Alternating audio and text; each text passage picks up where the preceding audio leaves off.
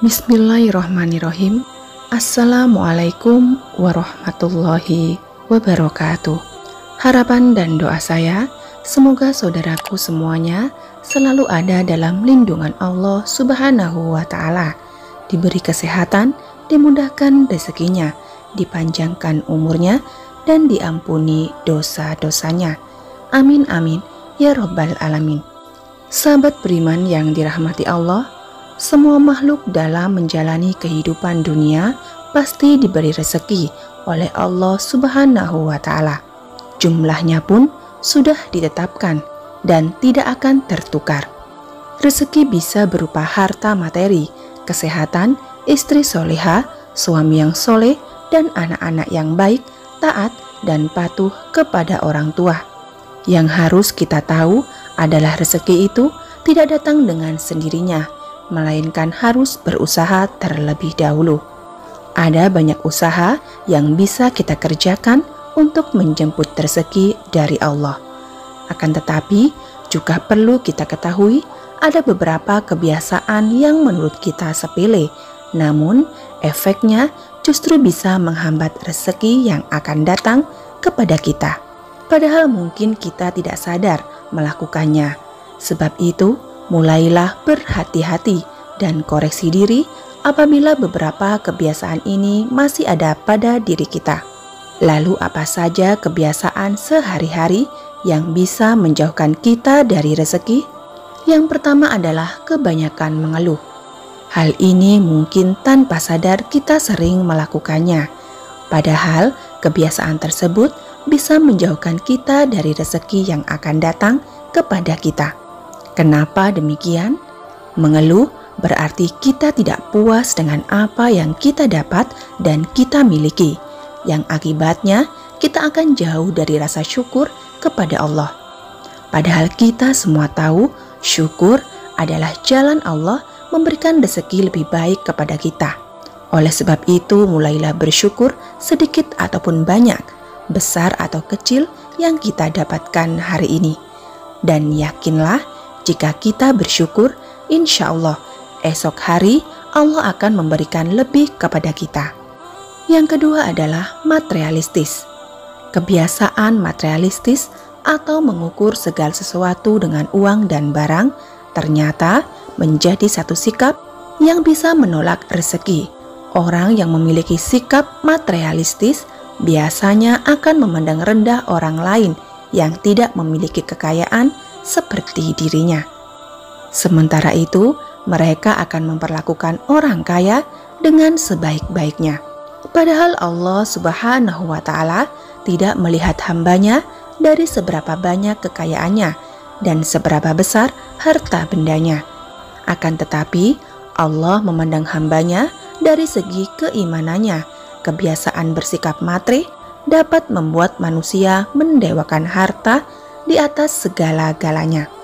Hal ini tentu saja bisa menjerumuskan manusia tersebut pada syirik, yakni salah satu dosa besar yang tidak akan diampuni oleh Allah sebelum benar-benar bertaubat dari kesyirikannya. Oleh karena itu, hindarilah kebiasaan menilai segala sesuatu dari segi kekayaan dan barang-barangnya, sebab akan menjadikan diri kita sombong dengan apa yang kita punya. Sedangkan kita tahu Allah sangat membenci hamba-hambanya yang menyombongkan diri. Lalu yang ketiga, makan makanan haram. Makanan haram saat ini tidak hanya sebatas daging babi, bangkai, darah, dan binatang yang disembelih dengan tidak menyebut nama Allah.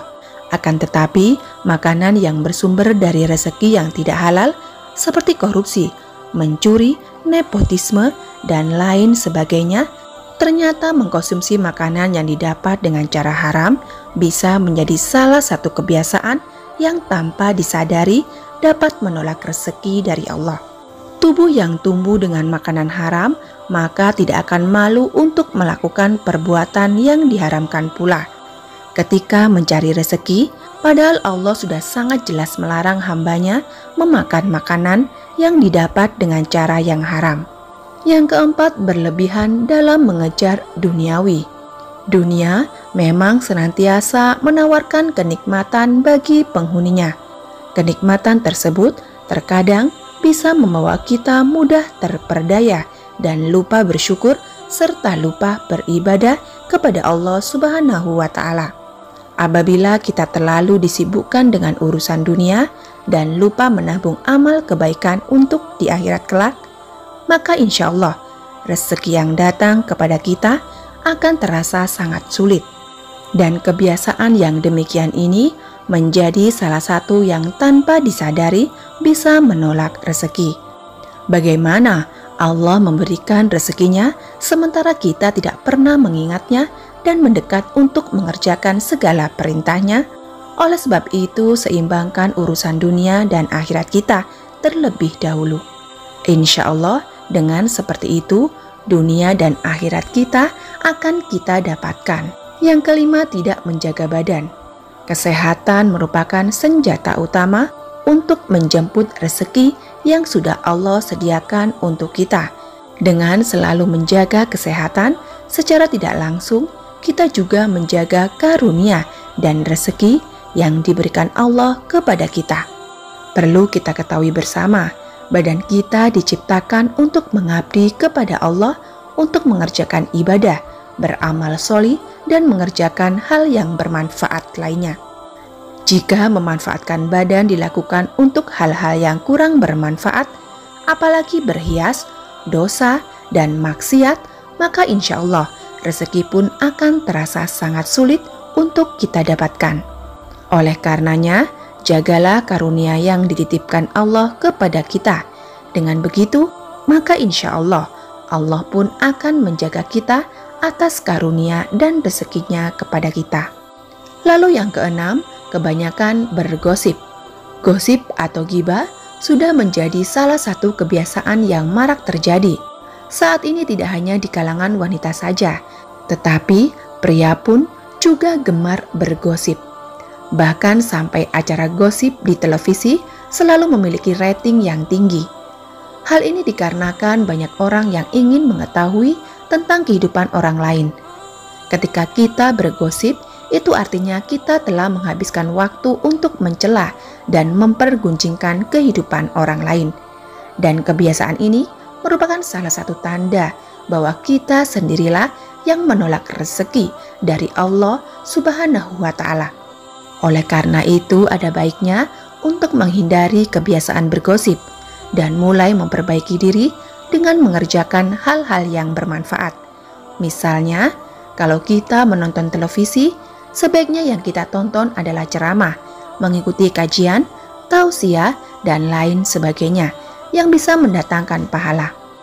Insya Allah, dengan begitu, rezeki kita semuanya bisa jauh lebih lancar, dan apabila khilaf, segeralah mengucapkan istighfar sebanyak-banyaknya.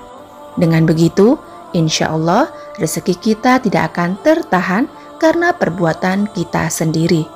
Yang ketujuh adalah penggerutu dan suka marah. Orang yang gemar menggerutu umumnya adalah orang yang merasa tidak puas dan sulit memaafkan kesalahan orang lain. Bahkan bisa marah-marah sepanjang waktu karena merasa tidak puas dengan kondisi yang tengah dialaminya. Penggerutu tidaklah sama dengan mengeluh yang selalu komplain dengan rasa putus asanya. Penggerutu biasanya akan memarahi dan menyalahkan orang lain atas nasib buruk yang tengah menimpanya. Padahal sebenarnya orang yang suka marah dan menggerutu termasuk dalam orang yang kufur, yakni orang yang tidak menerima takdir Allah yang telah terjadi kepadanya. Si penggerutu tidak akan bersyukur atas nikmat yang diterimanya karena menganggap semua itu seperti masalah.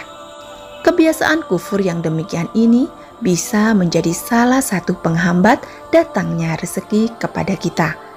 Oleh sebab itu, hilangkan secara perlahan sikap kufur yang masih melekat pada diri kita, supaya rezeki yang diberikan Allah bisa sampai kepada kita. Kemudian yang kedelapan adalah riya dan pamer kekayaan. Tidak dapat dipungkiri bahwa banyak orang yang suka memamerkan harta kekayaan dan amal kebaikan yang dilakukannya.